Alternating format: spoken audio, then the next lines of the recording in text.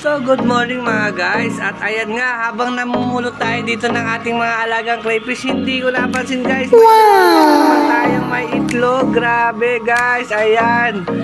Ayan guys, oh, ang dami. So, balik muna natin siya guys. Kasi, baka may stress. Nice. Pa guys, oh, dalawa sila guys. Yan. Diyan muna sila. So, dalawang crayfish yung nakita natin may itlog. Grabe. Ayan. So, ito yung dideliver natin. Ayan guys. Ayan, magdideliver tayo ngayon sa Bacoor. Ang nakuha niya ay isang trio tsaka 5 tab na water plant. Wow. So, ginawa na natin 6 tab. So, ayan ang kanyang kukunin.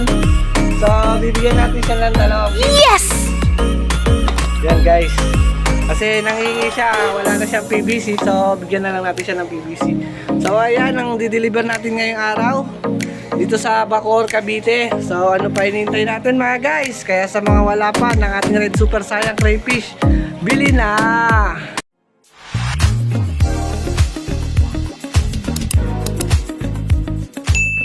So ayan nga mga guys, at ready to deliver. So ilagay na natin para makatita natin kasi may lakad pa sila ng 1. So kailangan na 12:30 andun na tayo.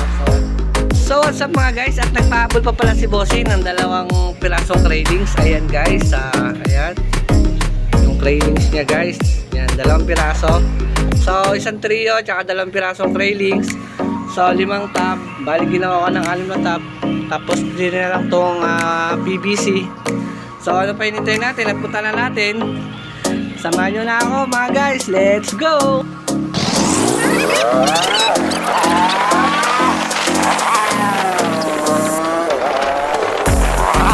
Road for 800 meters.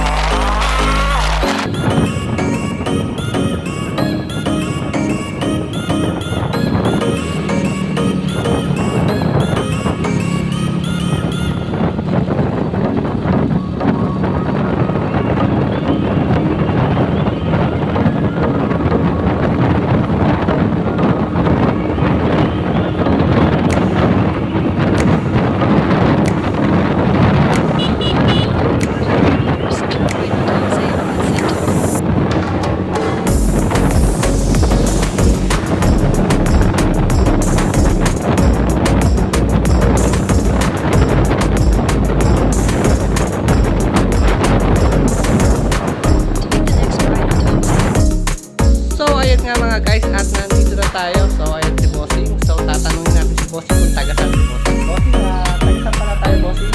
Saan? Progressive na yung Bacoor. So ayan po, maraming salamat sa pag-diling na po. Sana maparami nyo. So ayan po,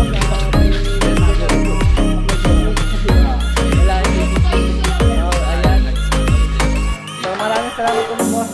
So tignan natin yung kanyang at ayan nga mga guys, at ilalagay na namin itong mga railings yan. Unang-una muna yung mga railings at sunod naman ay yung mga breeder.